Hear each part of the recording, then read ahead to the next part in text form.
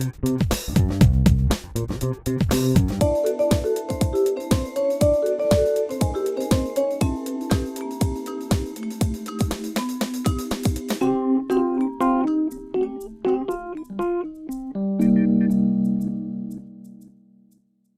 présentation du PV électronique qui remplace le carnet à souche ainsi que la saisie administrative de ce carnet par un outil informatisé, dématérialisé, qui transmettra les informations directement au centre de traitement des amendes, je crois, à Rennes. Le bureau de police dispose de 3 appareils. Le choix de la municipalité concernant ce type d'appareil a été motivé par une certaine forme d'incitation par les préfets, l'État.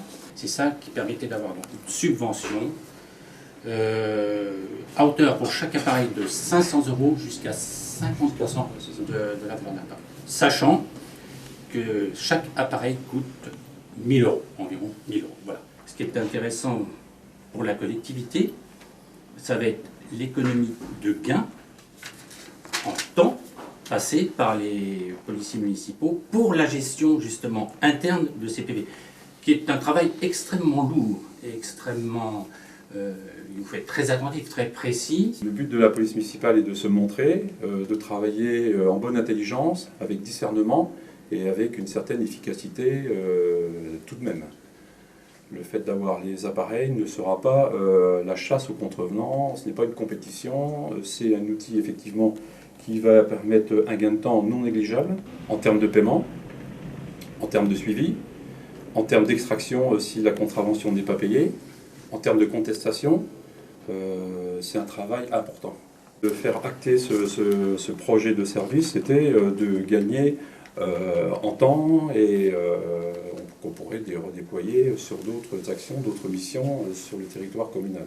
Lors de cette mise en pratique de verbalisation, il a été souhaité de mettre sur les pare-brises des véhicules verbalisés l'avis qui a été déterminé par l'entaille. Donc ça, c'est un avis qui informe la personne, enfin le contrevenant, d'une verbalisation, voilà, par le service de la police municipale d'Avallon.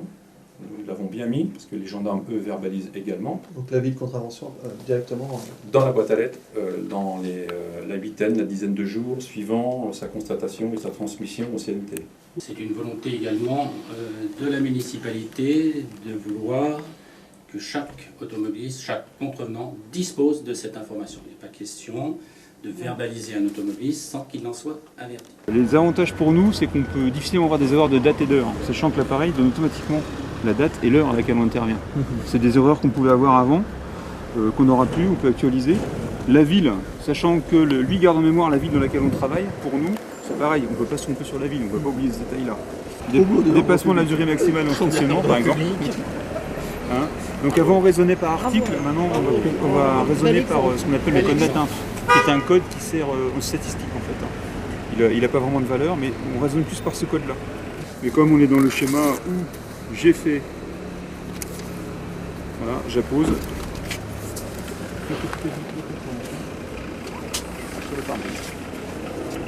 L'avis d'information.